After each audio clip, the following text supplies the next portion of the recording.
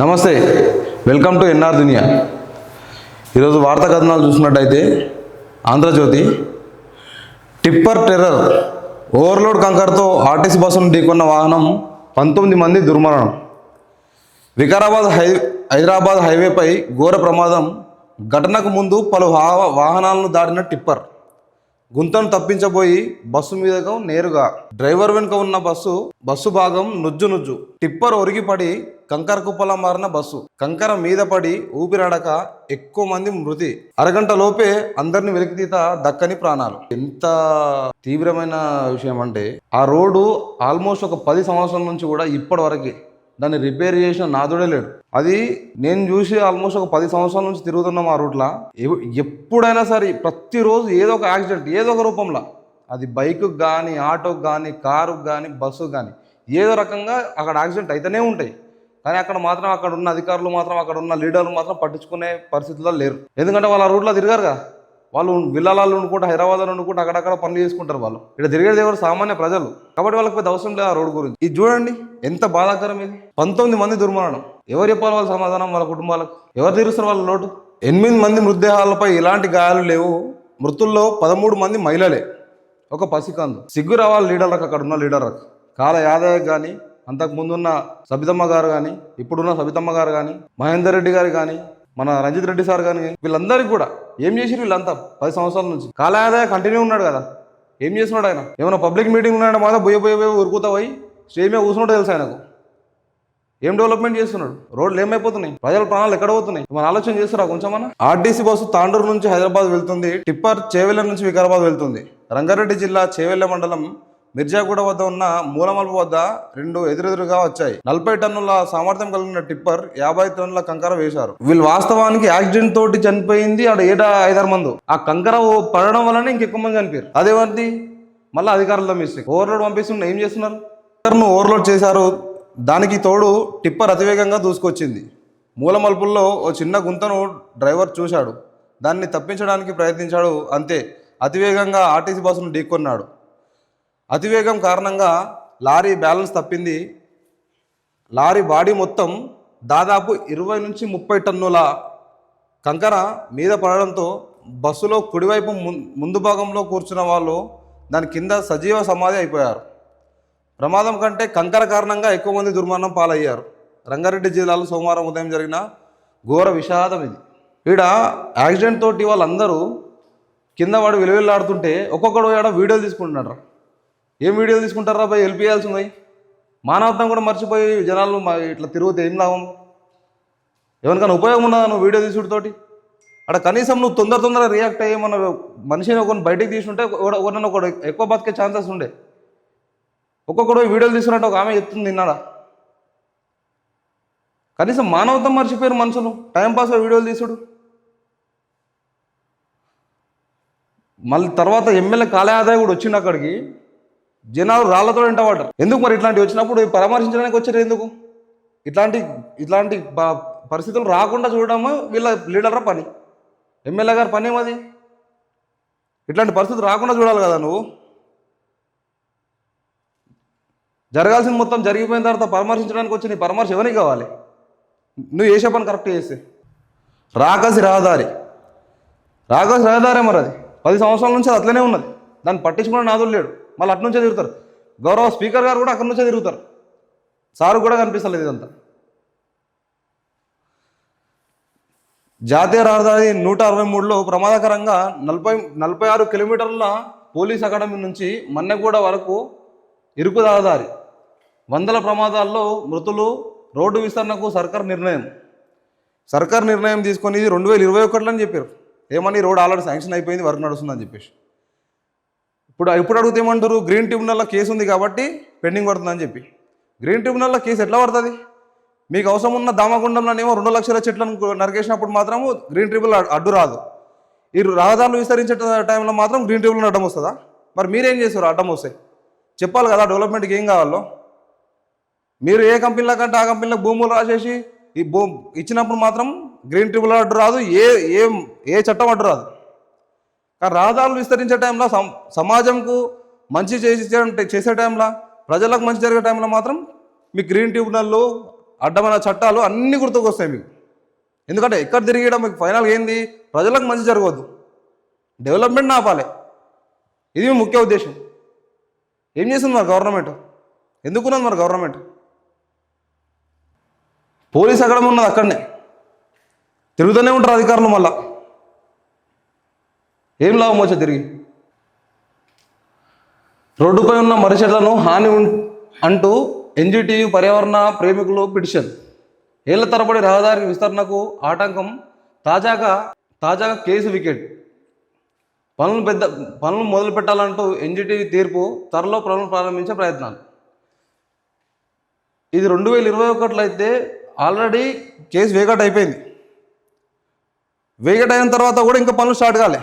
దామగుండంలా రాత్రికి రాత్రి పోయారు అధికారులు. అట్లా పనిచేస్తారు గవర్నమెంట్ కోసం. గవర్నమెంట్ చేపిస్తే గవర్నమెంటే మొదలు నిద్రలు ఉంటాయి. ఒకసారి ప్రజలు కూడా ఆలోచన చేయాలి దీన్ని. ఇప్పుడు వాళ్ళకు కావాల్సిన కంపెనీలకు భూములు అమ్ముకున్నప్పుడు మాత్రం ఎక్కడ కూడా కోర్టులు అడ్డురావు, ఏం అడ్డురావు. ఇట్లా పర్యావరణ ప్రేమికులు కూడా అడ్డురారు. వాళ్ళు చేసేది మంచే, కాకపోతే ప్రజలకు ఎంతవరకు మంచి జరుగుతున్నది అది కూడా ఆలోచన చేయాలి కదా. ఎంతమంది ప్రాణాలు కోల్పోతున్నారు. మొన్నటికి మొన్న ఒక బైక్ యాక్సిడెంట్లో 2 యువకులు, వాళ్ళ ఇంటికి మెయిన్ పిల్లలు వాళ్ళు కూడా యాక్సిడెంట్లో చనిపోయారు. ఆ రోడ్డు మ్యాక్సిమం హైదరాబాద్కి కనెక్టివిటీ ఉన్న, వికారాబాద్ నుంచి కనెక్ట్ ఉన్న మెయిన్ రోడ్ అది. జైరాబాద్ నుంచి పటంచెరు ఈ మెయిన్ రోడ్ ఎట్లానో ఇది కూడా వికారాబాద్ నుంచి హైదరాబాద్కి మెయిన్ రోడ్ అది. ఎప్పటికీ రద్దీగా ఉంటుంది ఆ ప్రాంతం, ఎప్పటికి బిజీ ఉంటుంది వెహికల్స్ తోటి, రకరకాల యాక్సిడెంట్లు. మరి గవర్నమెంట్కి ఎప్పుడు సోయి వస్తుందో, ఎప్పుడు ఈ పనులు చేసి ఇట్లాంటి ప్రమాదాలు జరగకుండా ఆపుతారో మరి ప్రభుత్వానికి తెలియాలి. ఇక రేవంత్ రెడ్డి గారు, సీఎం రేవంత్ రెడ్డి గారు కూడా రాత్రి వైఎస్పీ పెద్ద శ్రీశైలం యాదవ్ ఇంటికి పోనీకి వచ్చింది. ఎందుకంటే ఎమ్మెల్యే కన్సల్టెంట్ వాళ్ళ తమ్ముని కొడుకు కాబట్టి. ఇడ ఇంచుమించు 19 మంది ప్రాణాలు కోల్పోయారు. వాళ్ళని పరామర్శించడానికి మాత్రం రాలే. కనీసం మన పరిస్థితి ఎట్లా జరిగిందో చూడడానికి కూడా రాలేడు సీఎం.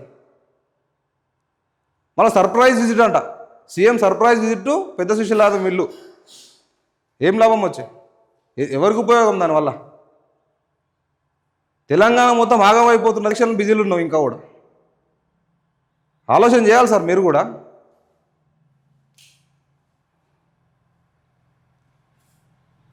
అయ్యో బిడ్డల్లారా, ఒకే ఇంటికి సంబంధించిన 3 ఆడపిల్లలు ప్రాణాలు కోల్పోయి ఇల్లు ఆరిపోయింది వాళ్ళది. ఓ రకంగా చెప్పాలంటే ఇల్లు ఆరిపోయింది వాళ్ళది. శుభమాన్ పెళ్ళికి పోయి వస్తుంటే మీరు చేసే దుర్మార్గమైన చర్య వల్ల, ఆ రోడ్లు అంత దరిద్రంగా ఉండడం వల్ల ఈరోజు ఒక ఇల్లు ఆరిపోయింది మొత్తం. ఒకటే కాదు, చాలా.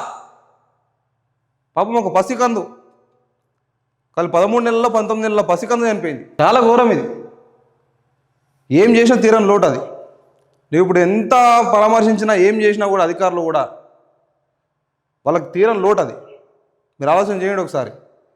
సబితా రెడ్డి గారు కూడా వచ్చారు నిన్న. అక్కడ ఏం లాభం వచ్చి పనిచేసే అంతా రావాల్సిన అవసరం లేదా అమ్మా. మృతుల కుటుంబాలకు రూపాయలు 7 లక్షలు, క్షుతగాత్రులకు రూపాయలు 2 లక్షలు పొన్నం.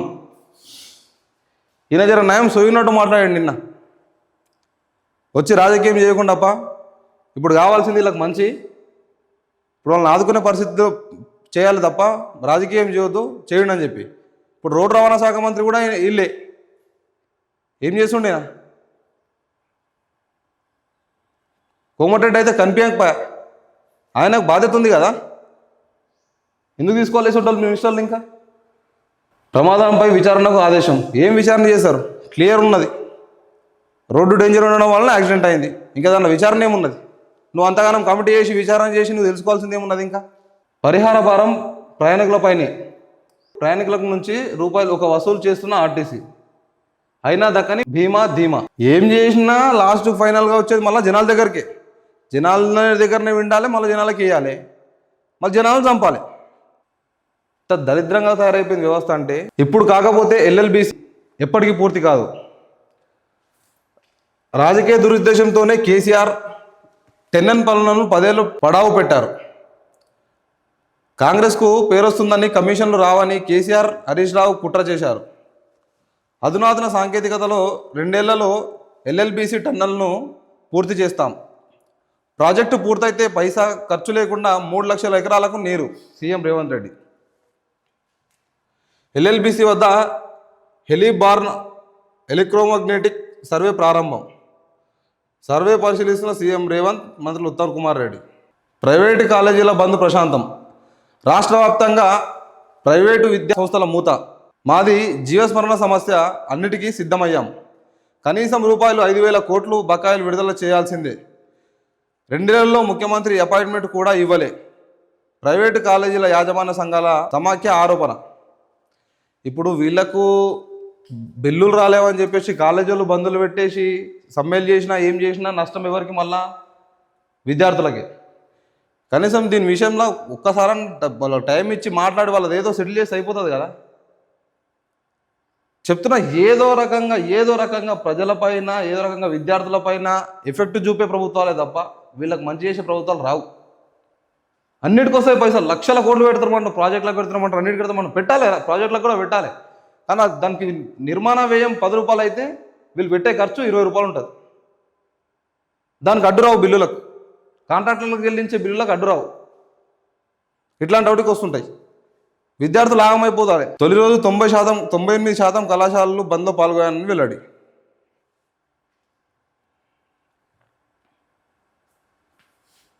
ఆన్లైన్ గేమ్స్కు కానిస్టేబుల్ బలి.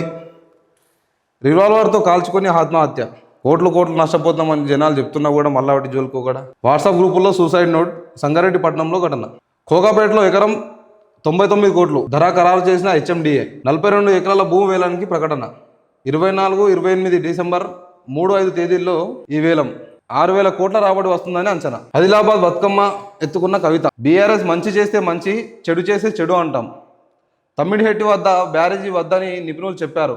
కాంగ్రెస్కు ఏటీఎంగా ప్రాణహిత చేవెళ్ళ. చినంబాట్లో భాగంగా ఆదిలాబాద్ పర్యటనలో తెలంగాణ జాగృతి అధ్యక్షురాలు కవిత వ్యాఖ్యలు. ఇంకో వార్త, అనిల్ అంబానీ ఆస్తులు జప్తు, వాటి ముఖ విలువ 7,500 కోట్లు.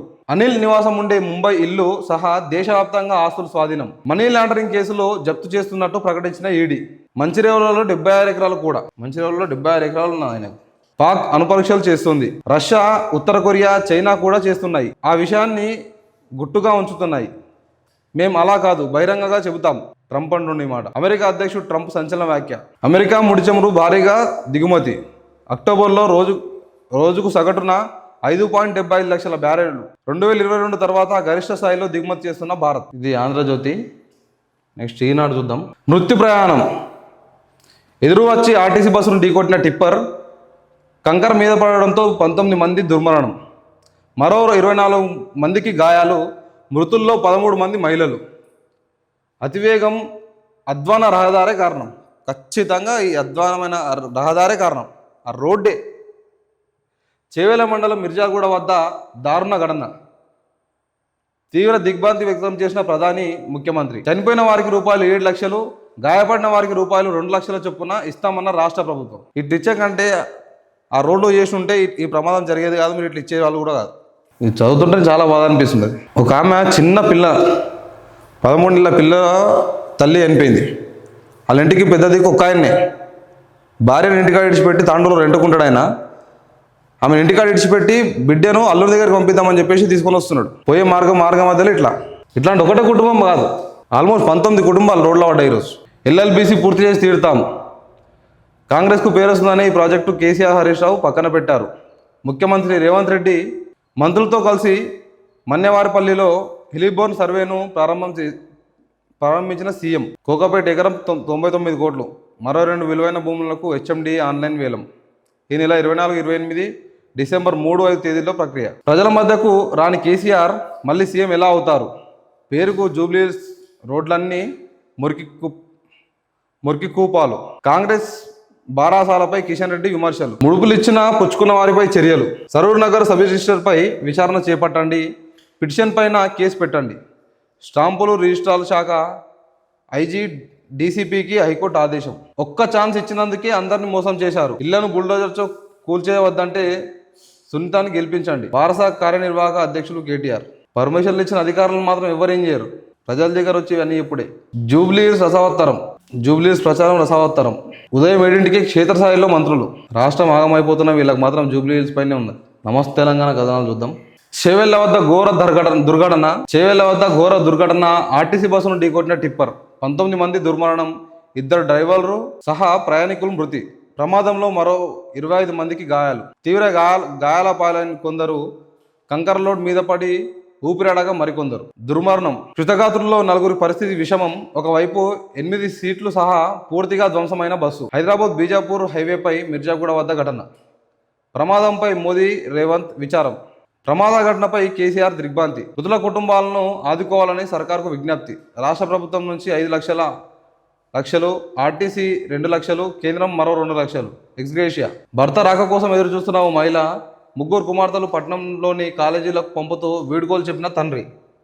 అందరి ఆశలు ఛిద్రమయ్యాయి. తాండూరు నుంచి హైదరాబాద్ బయలుదేరిన ఆర్టీసీ బస్సును కంకర టిప్పర్ మృత్యు శకటమై కబలించింది. సోమవారం తెల్లవారుజామున జరిగిన ఘోర రోడ్డు ప్రమాదంలో 2 డ్రైవర్లు సహా 19 మంది దుర్మరణం పాలయ్యారు. రోడ్డు విస్తరణను అడ్డుకొని ముసలి కన్నీరు. ఎంపీ కొండా విశ్వేశ్వరరెడ్డిని నిలదీసిన స్థానికులు. మంత్రులు, ఎమ్మెల్యేలకు బాధిత కుటుంబాలకు నిరసన. తులం బంగారం ఇయ్యలేము, మేము హామీ ఇచ్చినప్పుడే రేటు 50,000, ఇప్పుడు తులం 1,50,000 అయ్యింది. అందుకే కళ్యాణ లక్ష్మికి బంగారం ఇవ్వలేం. భవిష్యత్తులో 4,000 పెన్షన్, మహిళలకు 2,500 ఇచ్చేందుకు ప్రయత్నం చేస్తాం. ఓ ఛానల్లో మంత్రి పొన్నం వ్యాఖ్యలు. ఇయ్యలేనప్పుడు ఎందుకు చెప్పాలి? మీరు ఇయ్యాలన్న సంగతి ప్రతి ఒక్కరు చెప్పారు. ఎందుకు చెప్పారు అంటే అది అలుయిహాన్ హామీలు. అవి మన రాష్ట్ర బడ్జెట్ను డబుల్ త్రిబుల్ మైనస్లకు దించే హామీలు. అవి మీరు ఇచ్చిన హామీలు. 50,000 ఉంటే మాత్రం ఎట్లా ఇస్తారు? మీరు 50,000 ఉంటే కూడా ఇచ్చేది ఒక పెళ్ళి అవుతుంది అనుకుంటా తెలంగాణలో ఏడాదికి.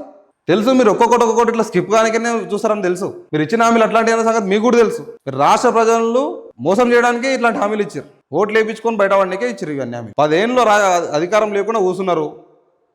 మీరు ఎట్లా చేసి అధికారంలోకి రావాలి కాబట్టి ఏదో ఒక ప్రయత్నం చేసి మొత్తం మీద అయితే అధికారంలోకి వచ్చారు. దానిలో పిచ్చోలైంది ఎవరు? జనాలే. వాస్తవానికి వీళ్ళ మాటలు నమ్మింది కూడా విలేజ్లో ఉన్న జనాలు తప్ప హైదరాబాద్ వాళ్ళు కాదు. వీళ్ళు ఈరోజు సీఎం కుర్చీలా, మినిస్టర్ కుర్చీలా కూర్చురు అంటే కూడా దానికి ముఖ్య కారణం ఈ ఊర్లో ఉన్న ప్రజలే. కాంగ్రెస్ ఓటమికి హైడ్రా కుట్ర. నవీన్ యాదవ్ను ఓడించేందుకు హైడ్రా అధికారులు ఇల్లు కూలగొడుతున్నారు. హైడ్రాపై ప్రజల కోపంతో పార్టీపై ప్రభావం, అధికారుల వల్లే ప్రభుత్వంపై వ్యతిరేకత. TPCC working president Jagga Reddy. ఈయనేమున్న ఉన్నది ఉన్నట్టు చెప్తాడు.